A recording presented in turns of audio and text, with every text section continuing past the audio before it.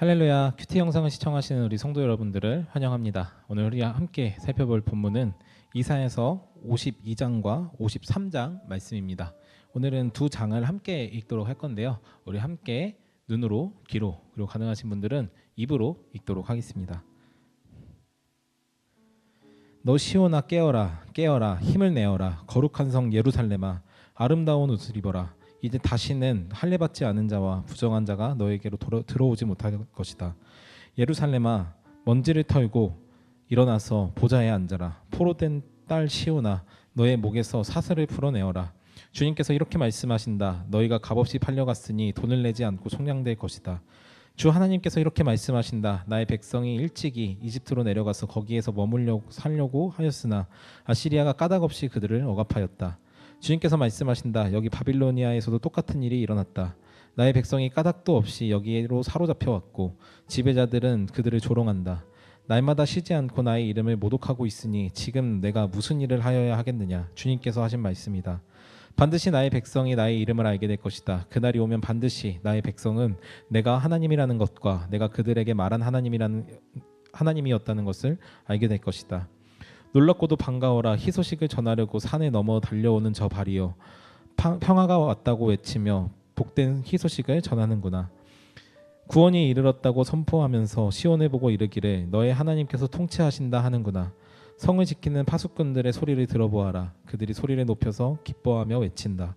주님께서 시온으로 돌아올 때에 오시는 그 모습을 그들이 직접 눈으로 볼 수 있을 것이다. 너희 예루살렘의 황폐한 곳들아, 함성을 터뜨려라. 함께 기뻐 외쳐라. 주님께서 당신의 백성을 위로하셨고 예루살렘을 속량하셨다.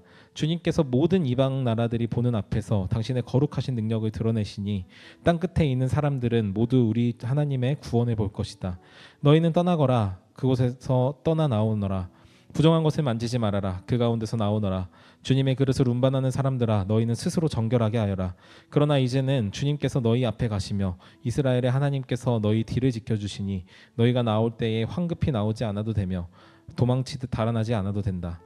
나의 종이 매사 형통할 것이니 그가 받들어 높임을 받고 크게 존경을 받게 될 것이다. 전에는 그의 얼굴이 남들보다 더 안 되어 보였고 그 모습이 다른 사람들보다 더욱 상하여 그는 보는 사람들마다 모두 놀랐다. 이제는 그가 많은 이방 나라를 놀라게 할 것이며 왕들은 그 앞에서 입을 다물 것이다. 왕들은 이제까지 듣지도 못한 일들을 볼 것이며 아무도 말하여 주지 않은 일들을 볼 것이다. 우리가 들은 것을 누가 믿었느냐? 주님의 능력이 누구에게 나타났느냐? 그는 주님 앞에서 마치 연한 순과 같이 마른 땅에서 나온 싹과 같이 자라서 그에게는 고운 모양이 없고 훌륭한 풍채도 없으니 우리가 보기에 흠모할 만한 아름다운 모습이 없다. 그는 사람들에게 멸심을 받고 버림을 받고 고통을 많이 겪었다. 그는 언제나 병을 앓고 있었다. 사람들이 그에게서 얼굴을 돌렸고 그가 멸시를 받으니 우리도 덩달아 그를 귀하게 여기지 않았다. 그는 실로 우리가 받아야 할 고통을 대신 받고 우리가 겪어야 할 슬픔을 대신 겪었다. 그러나 우리는 그가 징벌을 받아서 하나님에게 맞으며 고난을 받았다고 생각하였다. 그러나 그가 찔린 것은 우리의 허물 때문이고 그가 상처를 받은 것은 우리의 악함 때문이다. 그가 징계를 받음으로써 우리가 평화를 누리고 그가 매를 맞음으로써 우리의 병이 나았다. 우리는 모두 양처럼 길을 잃고 각기 제 길로 흩어졌으나 주님께서 우리의 모든 죄악을 그에게 지우셨다. 그는 굴욕을 당하고 고문을 당하였으나 아무 말도 하지 않았다. 마치 도살장에 끌려가는 어린 양처럼, 마치 털을 깎는 사람 앞에서 잠잠한 암양처럼 끌려가기만 할 뿐 아무 말도 하지 않았다. 그가 체포되어 유죄 판결을 받았지만 그 세대의 사람들 가운데서 어느 누가 그가 사람 사는 땅에서 격리된 것을 보고서 그가 바로 형벌을 받아야 할 내 백성의 허물 때문이라고 생각하였느냐?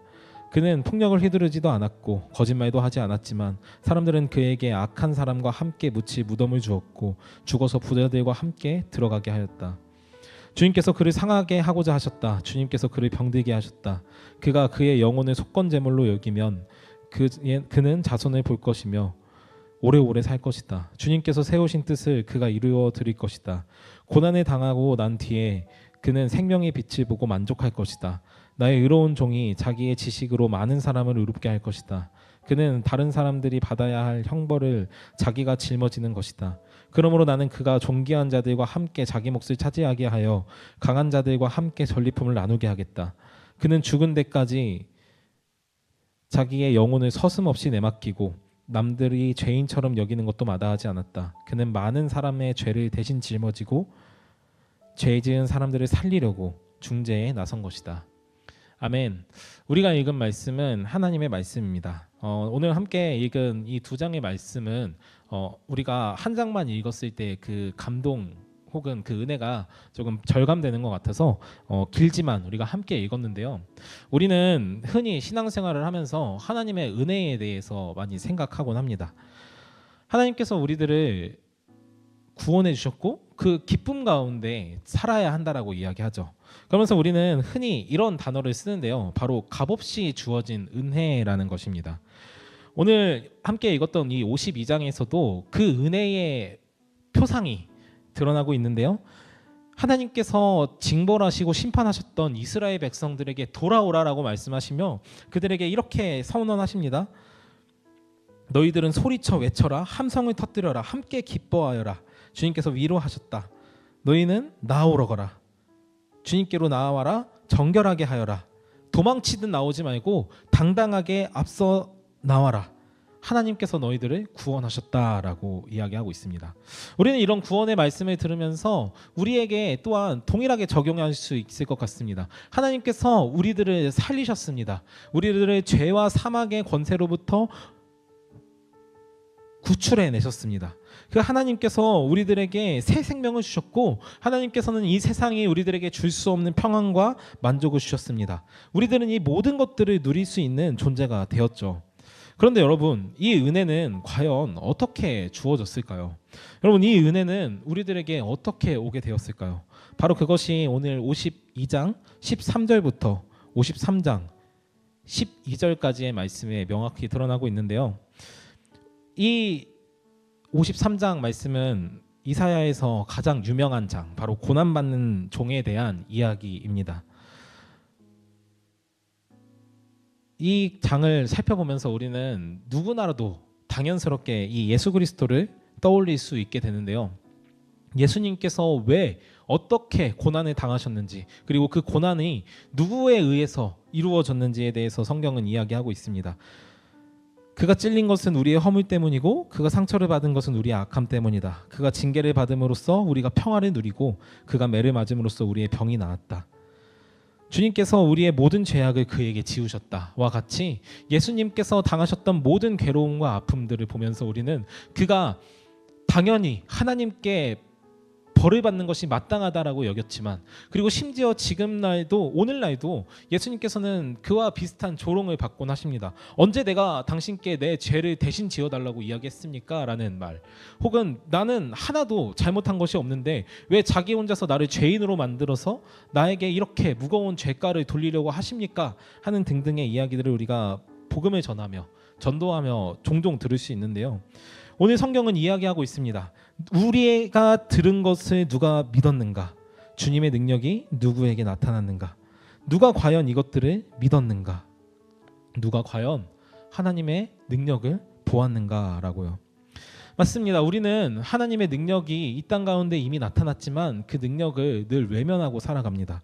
예수님께서 십자가에 달려 죽으신 이유는 이 53장의 말씀이 기록된 결과는 바로 이 52장에 나타나는 하나님께서 구원하시는 일의 원인이 되는 것이죠. 사랑하는 여러분, 우리는 은혜 받은 사람들입니다. 그 은혜 때문에 우리는 기뻐할 수 있습니다. 그러나 그 기쁨 이전에 우리는 먼저 묵상해야 하는 것이 있는데요. 바로 우리는 이 구원을 어떻게 얻게 되었는가입니다.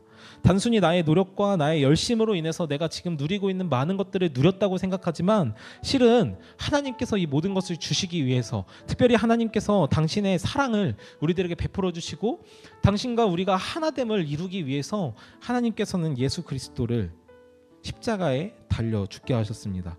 그의 죽음은 너무나도 비참했는데요. 그는 폭력을 휘두르지도 않았고 거짓말도 하지 않았지만 사람들은 그를 악한 사람들과 함께 무덤을 주었고 부자들과 함께 들어가게 했다라고 성경은 이야기하고 있습니다. 그분께서는 늘 병들어 계셨습니다. 그분께서는 늘 사람들에게 고통을 당했습니다. 이 모든 것은 다 실제로 우리가 다 겪어야 할 고난들이었음에도 불구하고 하나님께서는 이 모든 죄가를 하나님 예수 그리스도께 돌렸던 것이죠.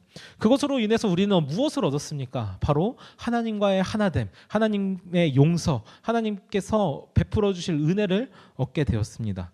그렇게 우리는 이 예수 그리스도의 죽으심과 고난당하심을 기반으로 기뻐할 수 있고 즐거워할 수 있는 것입니다. 저는 여러분들에게 기뻐하고 즐거워하는 것을 그치고 늘 죄인처럼 살아가라라고 이야기하는 것이 아닙니다. 우리가 받은 이 은혜가 얼마나 값지고 놀라운 것인지 알 때 비로소 이 기쁨을 우리가 더욱더 적극적으로 누릴 수 있기 때문입니다. 마치 여러분들이 자녀들에게 좋은 놀이공원에 들어가게 해줬을 때, 혹은 여러분들이 자녀들에게 혹은 친구에게, 여러분들의 직장 동료들에게, 여러분들의 이웃들에게 좋은 것을 주었을 때 그것을 저 방 한 구석에 던져놓거나 혹은 놀이공원에 가서 벤치에만 앉아있기를 원하지 않는 것처럼 우리가 지불했던 그 값어치가 무엇인지 알 때 비로소 그 기쁨을 누릴 수 있는 것이죠. 그래서 우리는 예수 그리스도께서 당하신 고난이 얼마나 크고 얼마나 괴로운 것인지 알아야 하고, 그것으로 인해서 우리가 얻게 된 구원이 무엇인지, 그리고 주님께서 우리에게 어떻게 기뻐하라고 이야기하시는지 아는 것을 통해 이 땅 가운데 가장 기쁜 자들로, 너에게 어떻게 그렇게 기쁨이 충만하냐라고 말할 때 내가 가지는 이 기쁨은 세상이 주는 기쁨이 아닌 바로 하나님께서 그리스도를 통해 주시는 기쁨이라는 것을 말할 수 있기 때문입니다. 사랑하는 검단 함께하는 교회 성도 여러분, 오늘 이 52장, 53장 말씀을 함께 통독하시며 또 묵상하시면서 예수께서 우리들에게 주시고자 하셨던 그 은혜가 무엇을 기반으로, 무엇을 대가로 주신 것인지를 깊이 묵상하며 오늘 하루 그리고 우리들의 평생에 세상 그 어느 누구보다 가장 기쁜 인생을 살아가는 저와 여러분 되기를 축복합니다. 함께 기도하겠습니다. 사랑하는 아버지, 우리에게 거룩한 옷, 가장 아름다운 옷을 입혀주셔서 감사합니다. 주님, 이 깨끗하고 이 좋은 옷이 그저 주어진 것, 값없이 주어진 것이라고 이야기하지만 그 이면에 예수 그리스도의 생명과 그분의 고난과 그분의 죽으심이라는 도저히 갚을 수 없는 너무도 비싼 값을 주고 우리에게 내어주신 것이라는 사실을 이 시간 살펴봤습니다. 주님, 그래서 우리가 이것으로 인해 더욱더 크게 기뻐할 수 있는 것은 주님께서 이것을 우리에게 주시며 가장 기뻐하셨고 가장 즐거워하셨기 때문입니다. 주님, 우리에게 돌아오라고 기뻐 소리치라고 하셨던 주님의 그 말씀을 기억하며 주님, 이 땅 가운데 거하는 우리가 주님의 나라에 들어가는 그날까지 가장 기뻐하고 즐거워하는, 이 땅 가운데 가장 소망 있는 존재로 살아가는 검단 함께하는 교회 모든 성도들 다 되도록 주님 인도하여 주십시오. 주님, 오늘 하루 우리가 그 기쁨을 이길 수 없어서 사람들에게 이 기쁨을 전하는 검단 함께하는 교회가 되도록 인도하여 주십시오. 예수님의 이름으로 기도합니다. 아멘.